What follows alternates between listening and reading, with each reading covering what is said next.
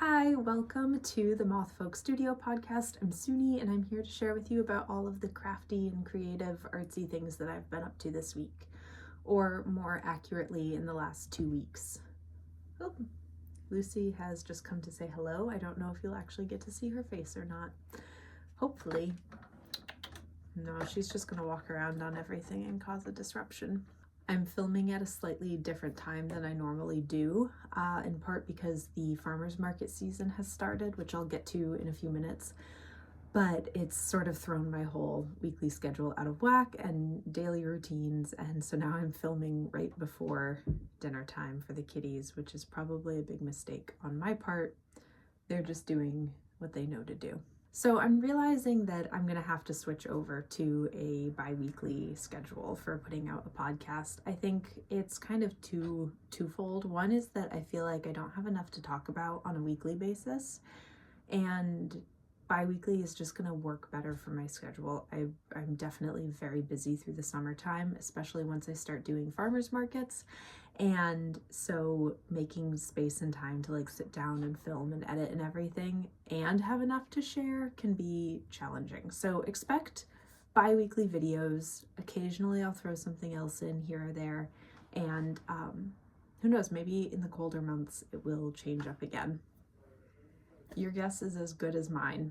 So starting off with finished objects, I have none. I do have some finished artwork to share, but that will come later in the next segment. So I'm just gonna hop right into WIPs, or works in progress.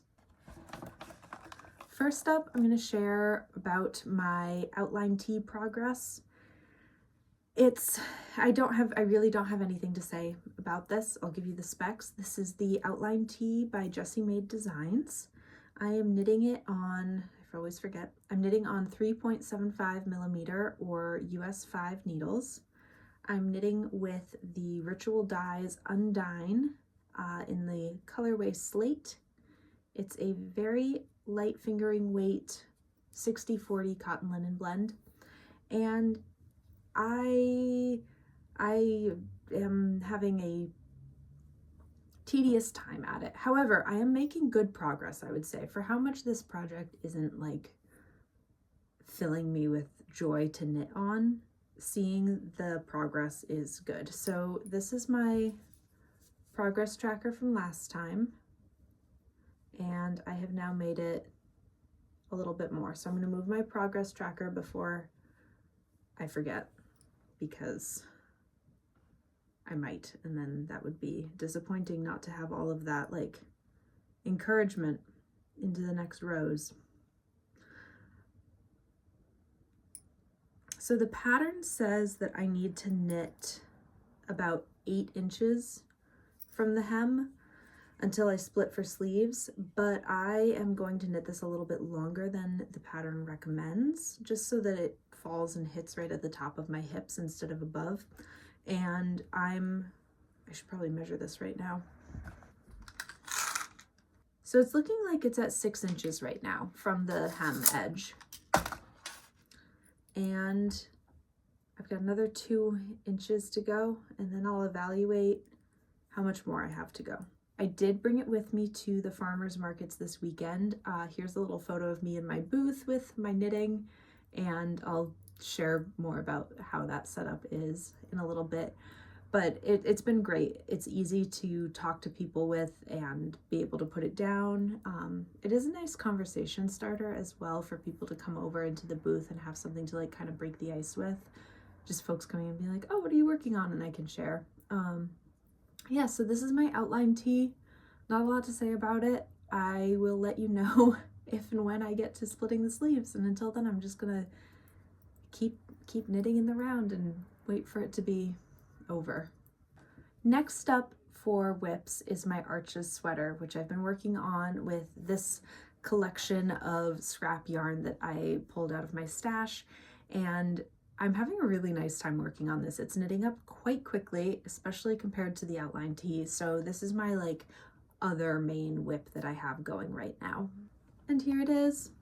So this is my Astrid Sweater, and it's a little bit scrunched up on these needles. I definitely need a longer cord to do this any justice, but let's see what I can do to scrunch it at least to one side to show you. Well, here it is. So this is the Astrid sweater. This is the right shoulder and the neck up here. And I have split, since we last looked at this, I've split for the front and back panels. Here's the shoulder, so the front and the back panels, and then I will pick it up in the round again when I've finished knitting, probably another like 2 inches. This has been really fun. I'm enjoying adding all of the colors. I think that they're coming together quite nicely. Let's see if we can just get like some color imagery here. It's very soft, and I would say that even having such variation in all of my gauge, or my knitting yarn weight, is not too much of an issue. I was able to add in a little bit of fingering weight here to a DK weight, and that sort of fluffed it up a little bit, but then it's right next to a chunky weight and no problems. I think that to the trained eye, you would see the difference, and I can see the difference, but it's nothing that's going to cause any sort of like a structural issue. And then that's right next to a relatively light worsted weight, and it's all flowing together. I think once I block it out and really get a sense for how everything lays after it's had a chance to soak and dry, maybe I'll change my mind on that. But so far, not noticing a problem. There's really good drape, and yeah, I'm just really pleased with it. So I've got a couple more inches to go, really like 1 or 2 inches, and then I'm going to start working in the round again for the body before I do the sleeves, or maybe I'll do the sleeves first. My wanting to do the sleeves first is that I want the sleeves, like the striping on the sleeves, I want to be the same or symmetrical. And so symmetrical, I forget if is symmetrical a word? I feel like when I say symmetrical, it's one of those times that somebody's gonna be like, actually that's not a word, but I think you know what I mean, and I kind of know what I mean. Hi, it's Editing Suni. So symmetrical is indeed a word. I think what I was thinking of is, as a kid, instead of saying diagonal, I used to say dinagular, which is obviously not a word, and yeah, that's where that came from. So symmetrical is a word. So anyway, I want the sleeves to be the same in the striping pattern, and I think that the best way to do that with the yarn that I have left is going to be to work the sleeves first to make sure that I have enough yarn of each to like get through both sleeves the same, and then I'll go back to the body, because the body, I don't really care where the striping happens. Lucy has found a pen, and she is protesting her delayed dinner, that it would actually be an hour early. So yeah, that's been good. Oh, I will say one thing that I was quite pleased with myself for figuring out is that because I'm working in stripes, instead of just working the back panel and then the front panel as the pattern calls for, I have been working back and forth between the two, and it's working pretty well, especially because I've made myself, I don't want to give away the pattern because it is a paid for pattern, and this is garbage chicken scratch, but I did make myself a very like sketchy little chart to keep track of where I was at, because it's like 4-row repeats, and you do them at different times on the front and the back, and I wanted to keep track of it and make sure I did them for the correct amount of times.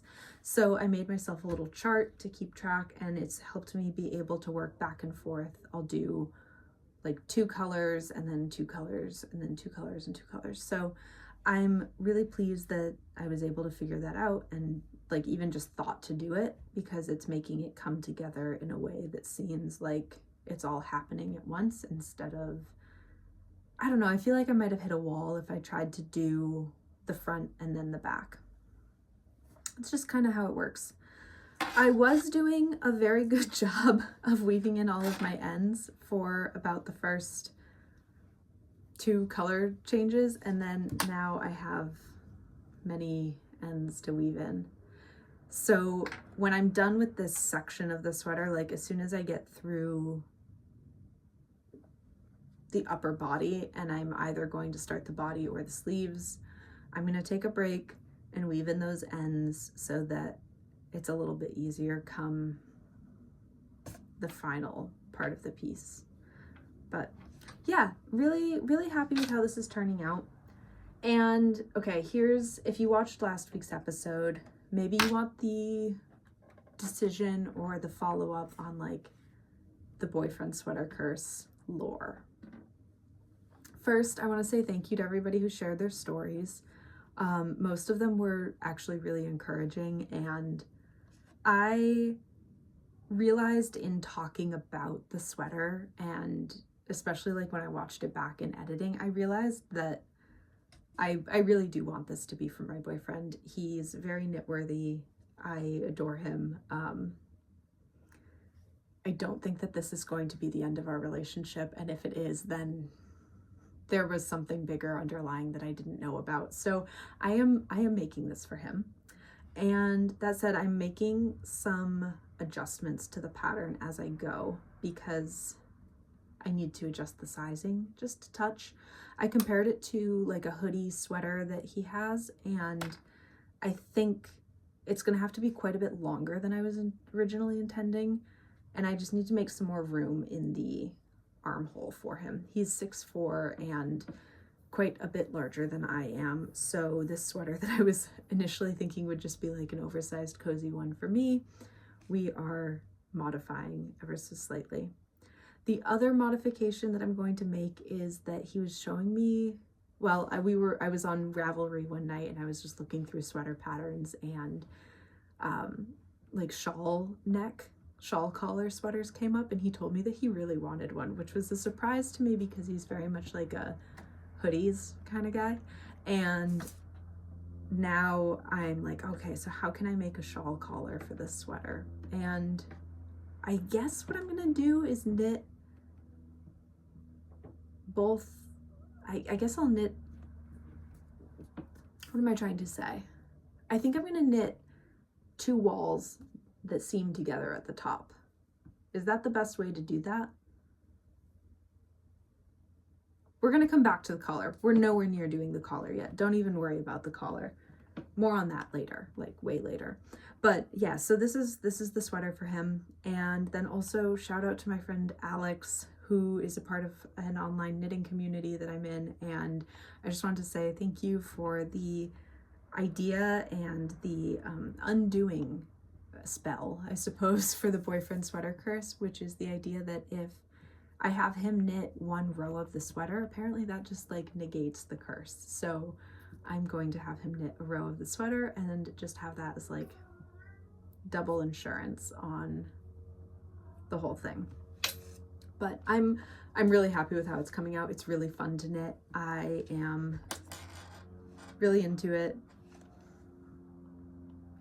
I think it's gonna be great. So that is my Arches sweater. It's by Odd Row, I forgot to say, and yeah, very pleased. There will be more on this, and I think as I get it into a shape or onto longer needles, it'll be easier to see what we're looking at. Definitely more to come. This week, I don't have any acquisitions, and I should probably warn you that if you are somebody who's watching these podcasts for the acquisition segment, I might be a little bit of a disappointment. I don't tend to buy yarn unless I have an actual project in mind. I do have stash, and on occasion, oh, here's Lucy again.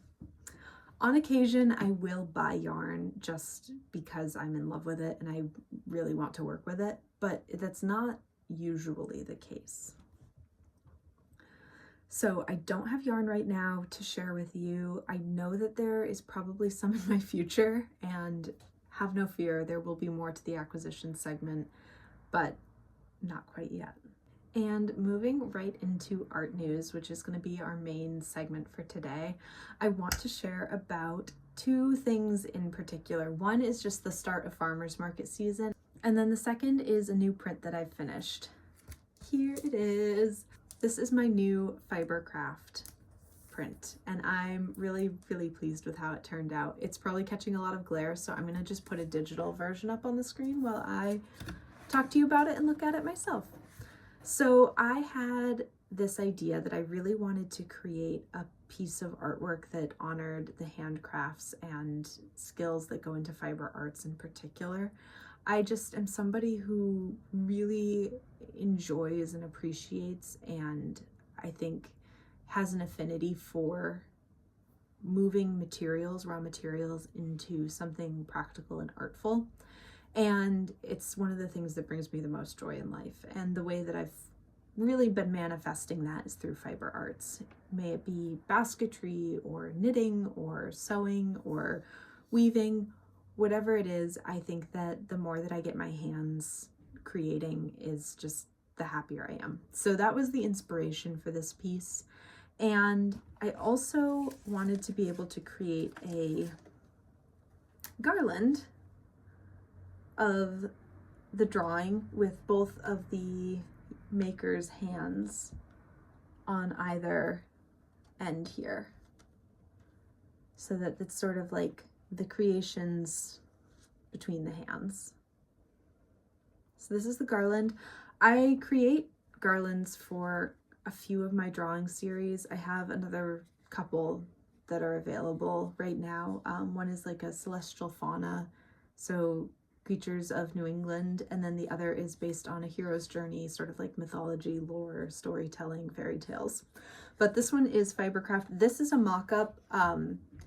You'll notice the pieces aren't even like the same size. This I just like cut up to see what I thought of it, and I don't think it's in its final stage.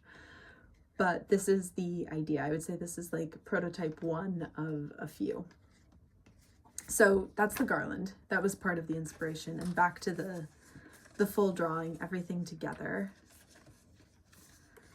So we have the hands for the actual maker and the creator, the person who is using these materials and tools. And then we have a knitting moment here.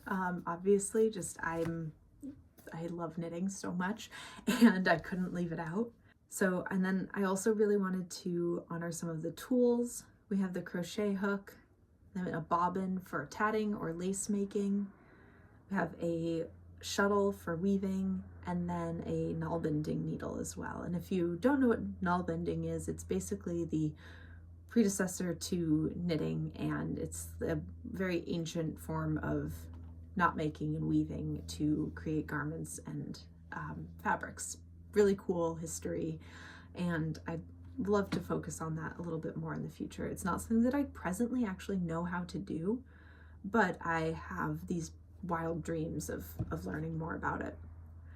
So then below the null bending needle is a little woven tapestry there. It's incomplete, but I like to think that it's coming together into a star or some sort of symbol of creation, and I'm very fond of the swirly strings. Hope we have another visitor. Under the little woven piece, we have the quilt stars, and those were just fun to draw. Quilt stars are obviously very in and trending, but they're also, to me, and probably to the people who are having a moment of appreciation for the trend, there's something there that's just a really simple motif that is a recognition of like heritage, handcraft, ancestry, hands before ours making something that we can still enjoy for generations to come. There's something wholesome about it. Those are some of the things that like a quilt star just immediately means to me. It's just like country fairs, skills passed down from generation to generation. I have a quilt on my bed that I thrifted, and I like to think about like who made it and who's had it before, and it's with me now, and how do I care for it? So I just think quilts are beautiful and the skills that go into it are incredible. I cannot imagine hand sewing a quilt. That would be a lot. I've machine sewn one quilt before and it was tedious, and I haven't done another since. So I just really respect quilt making and all the things that a simple quilt star motif can represent. And then that kind of like, I had this idea that I wanted to translate the quilt square into the cotton bud, because, you know, a lot of quilting fabrics are made out of cotton. And so that's what these little cotton buds are in the middle. They're somewhat star-esque in a way. I think that the cotton might be one of my favorite parts about this whole piece, if I'm being honest, and that's probably why I stuck it in the middle. And then there's the spindle, the hand spindle. I would love to learn how to spin. I don't presently know how to.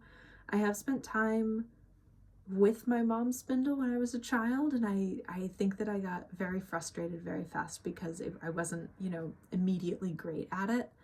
But in my somewhat more easygoing older years here, I think that I can have the patience to at least try it and not just immediately give up. And I laugh through that because I am not a patient person when it comes to these things.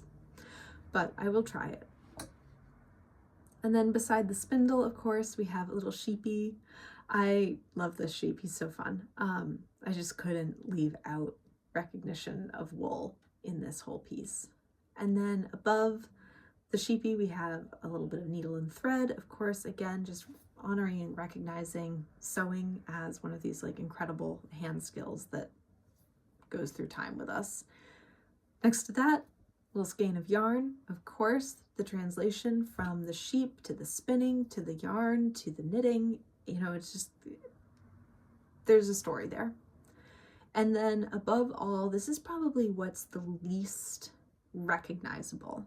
I mean, of course, it's a basket with plants in it, but this is a willow basket, and specifically like a melon style willow basket. This is the type of basket that I am most familiar with making.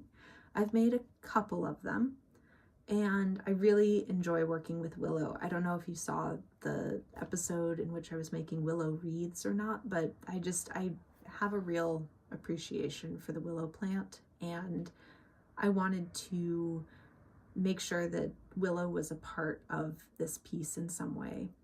You know, I didn't want to just honor the fibers that we turn into fabric or knit with and yarn, you know, not just wool and cotton, but willow and basketry materials as well.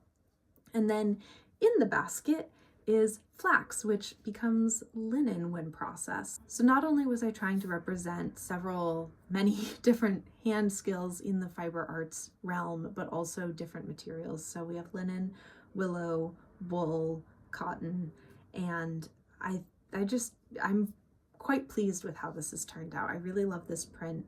I do have note cards that I've printed up of this as well. And I have note cards that are just all of it.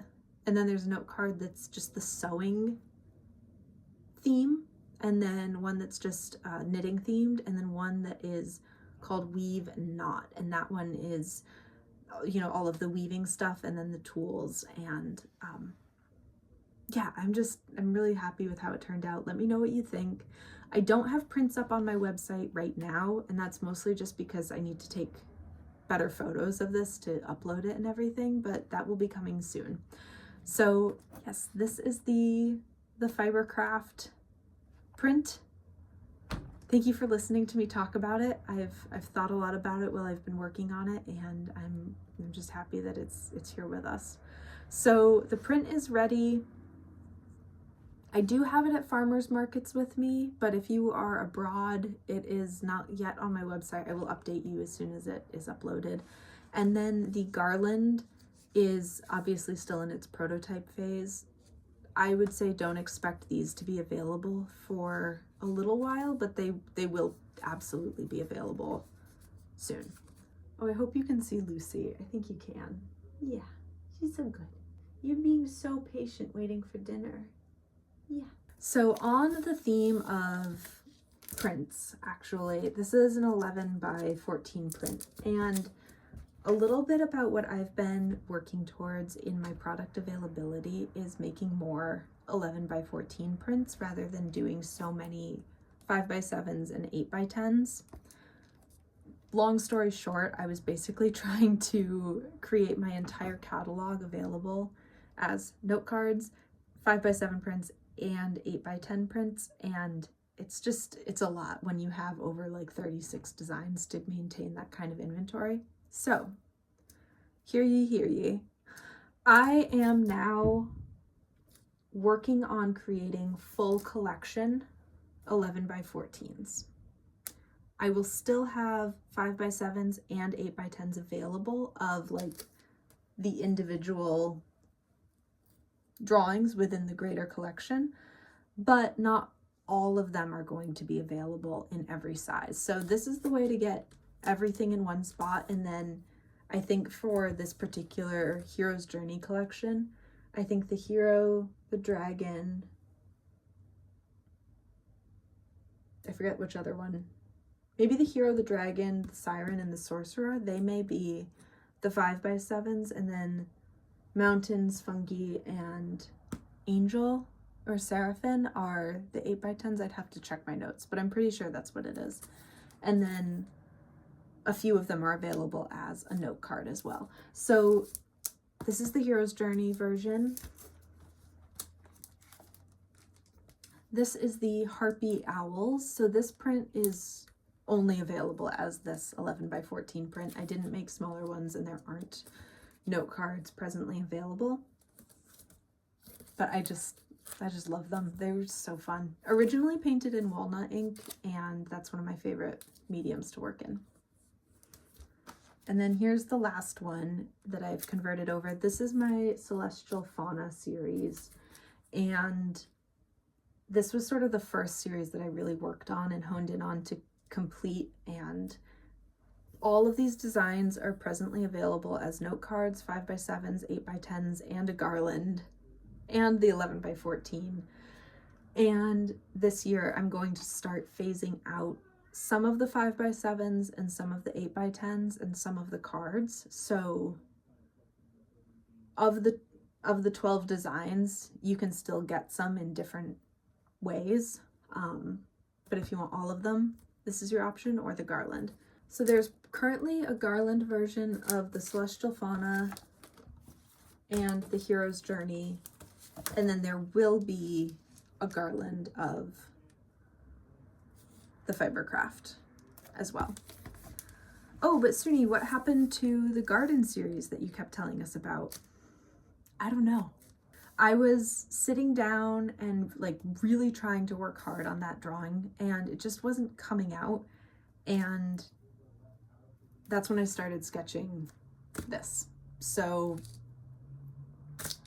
I don't know. I just went where the inspiration took me. I still very much want to do a garden series like in a similar arrangement, and there'll be a garland for the garden series as well. I just haven't done it yet, but that's okay.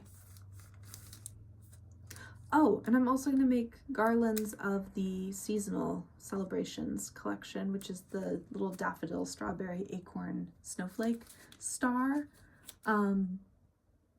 Probably instead of being little ones this size, it'll probably be 4 larger ones. Held together in a slightly different way, but I'm very excited for that, like more of a vertical orientation, as a little wall hanging as opposed to a garland. I shouldn't call those ones a garland. I should call them a wall hanging. Anyway, that's what I've been working on as far as like creating for the business goes. And this is actually my moment to plug a little bit of a sale that I have coming up. So starting on the 24th, which is in theory today, the day that this video has come out, so May 24th until May 29th, which is my birthday, I'm doing a birthday sale. So you can use code MOTHDAY, MOTHDAY, to get 20% off of your order.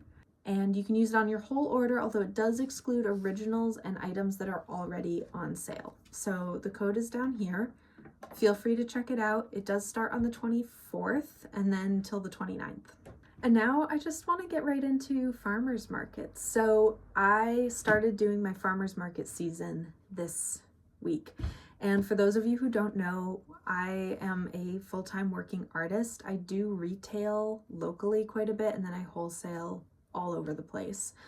But I also go and do in-person markets, mostly farmers markets, but a few like artist markets and like evening food truck night kind of things. If you want to see my full schedule, I will post it in the, the description. I'll post it below in the description. You can also find it on my Instagram at Moth Folk Studio. And yeah, so come on out, come see me if you're local and you want to meet and chat about art or knitting or anything. Like I'd love to meet you. So anyway, I will be at these farmers markets, and I do about 4 a week when I'm really like full tilt in the season. I actually just finished up my like spreadsheets to do all of my tracking for what sells and, you know, like how my inventory for the season, and I am signed up for 83 markets. So that is quite a few.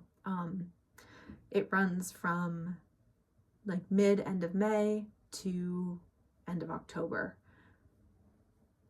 It's a big season. So on Saturday was my very first farmers market. That was the Shelburne farmers market. It was great. It was a rainy forecast, but I decided to just go for it and set up and kind of just like see how it went.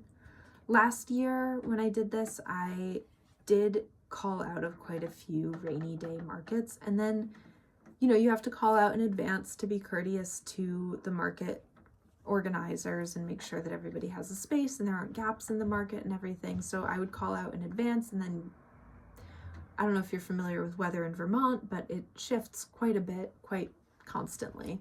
And so, you know, the day would come and it was kind of fine. And I'm like, I could have gone to this market. So this year I've decided I'm going to try just going to more rainy markets and see how it goes. See if it's bearable. Saturday, it wasn't.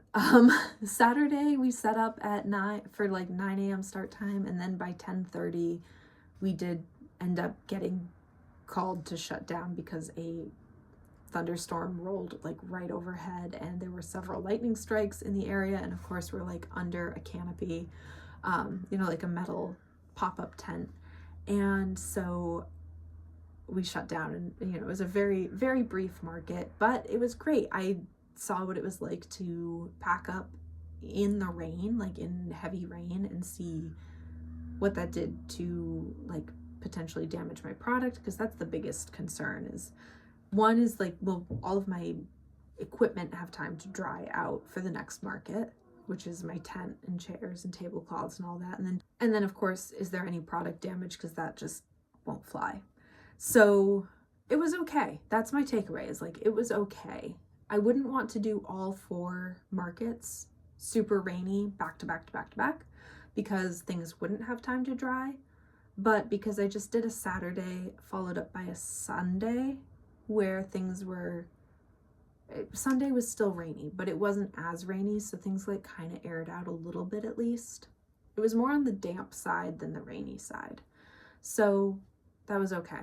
So yeah, Saturday was the first market. It was really brief. I basically just did a put up, take down.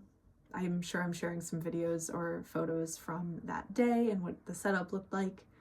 And then Sunday was the Winooski farmers market, which is one of my favorite farmers markets. It's just big enough that it feels like it's a big market, but just small enough that it's still intimate, and there are a lot of people who come every week to patron the farmers market and support, you know, just like regularly in a way that feels good to see. So this is my Winooski farmers market setup. You can see it's not like that different from Shelburne. Each market is going to be essentially the same setup, but I do have a goal to take a picture of every market day this year. I have not been good about that in the past. In fact, my my inner critique of myself says that I should do a much better job of taking lots of photos and posting all the time about what I'm up to, but I don't know. Here I am. And so, yeah, this is my Winooski Farmers Market setup. It's great. It was a much drier day. People came out even though it was a little bit dreary and rainy, and I just have to say thank you. It means a lot. All of the vendors, the farmers, the artists, the creators, everyone, the musicians, we would not be there if you didn't come out. So thank you. And if you are local, come see us. If you're not local, please go find your local farmers market and just drop by. It's a good time for all. So this week, I really didn't have data to collect on like what my best sellers were or much to share from the market specifically, just because I had about an hour and a half of one market, and then the other one I was just, it was just the only other one to compare things to. But I would be really interested in what you would like to hear about farmers markets. What are your questions? And I think maybe next time I'll do like a little farmers market Q&A. And I was also thinking that it might be fun to share data every week of like what did particularly well. I think I talked about that a little bit in the past, but I love collecting this data and sharing it. I keep track of everything on a very extensive spreadsheet, and yeah, I think that would be fun to, I guess, share or sort of like do the weekly market report, or bi-weekly, since I can't keep up with a weekly podcast. So anyway, that is the farmers market story right now. Really, truly, seriously, for realsies. If you want to come visit, please do. All the information's below. You can find it on Instagram as well. Otherwise, I'm probably going to wrap up pretty quickly. I don't know if you can tell, my voice is just doing really weird things today, and it's feeling very tired, so I don't have a lot of talking left in me.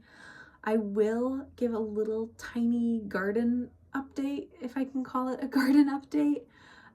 We do have a back patio that this year I am determined to make a lot of use out of. Last year I just didn't do too much with it because I had just moved in and I was pretty much overwhelmed with the inside of the house and making sure that everything was getting settled inside, and I didn't work too much on the patio. But this year I am spending some time planting things. So far, the only thing to show for it are my morning glories, which you can see here in the rain. But the hope here is that they will grow up the little trellis in that box and create some like privacy on the back patio. Here I am reading and knitting out there the other day, which, oh, by the way, very exciting. I brought my Kindle out and I was able to knit and read at the same time the other morning, and that was great. Really, really spectacular. I haven't actually done that before, and I kind of thought I couldn't do it, but I definitely can, especially on the outline tee, which doesn't take any thought process. So I was out there for quite a while that morning, and it was just lovely. Really, really great. So I definitely anticipate making good use of that patio. I have a bunch of planters out there now with a little like herb garden started. I think I'd like to get an umbrella to go over the whole thing just because the afternoon sun can get a little bit hot.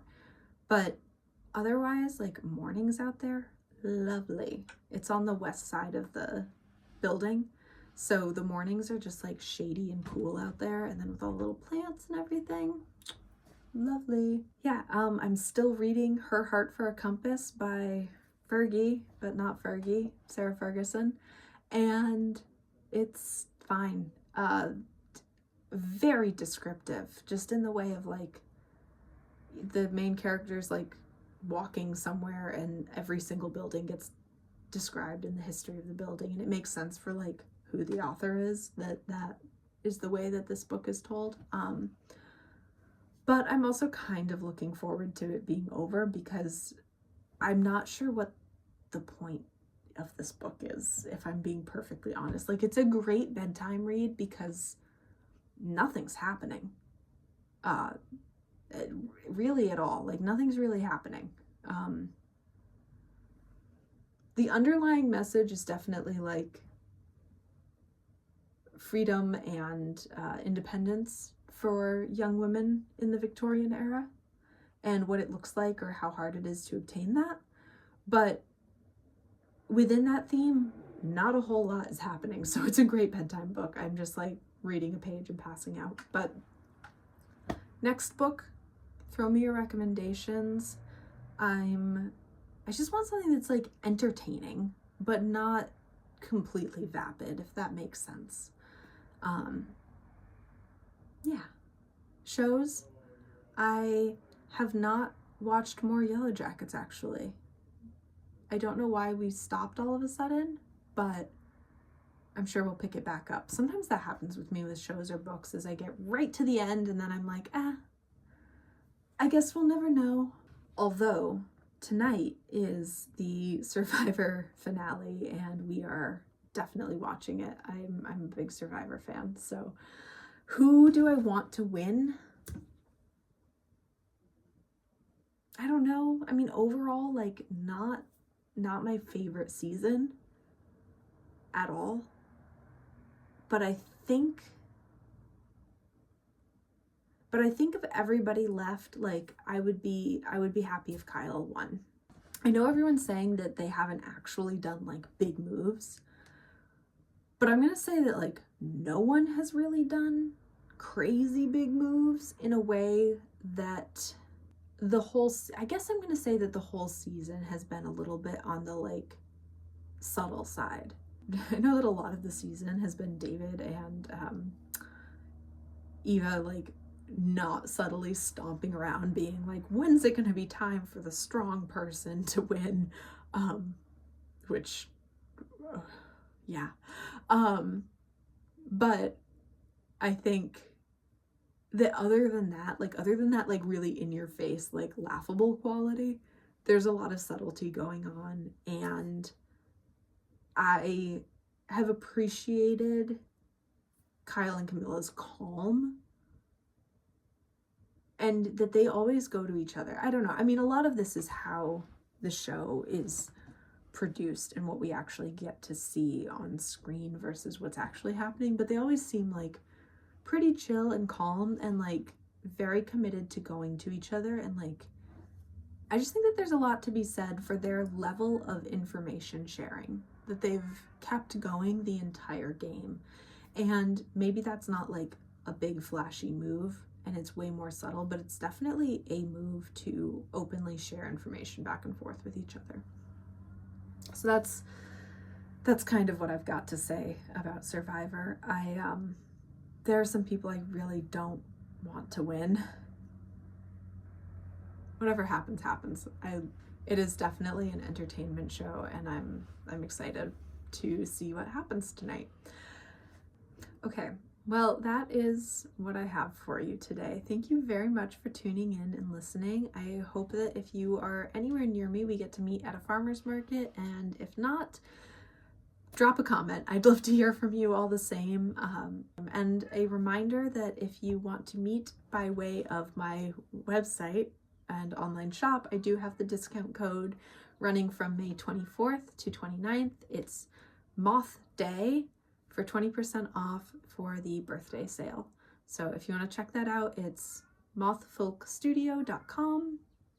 Moth Day, 20% off. Do with that what you will. Thank you. And with that, I will probably see you in 2 more weeks. Let's see if I get to a part on my outline tee where something exciting happens.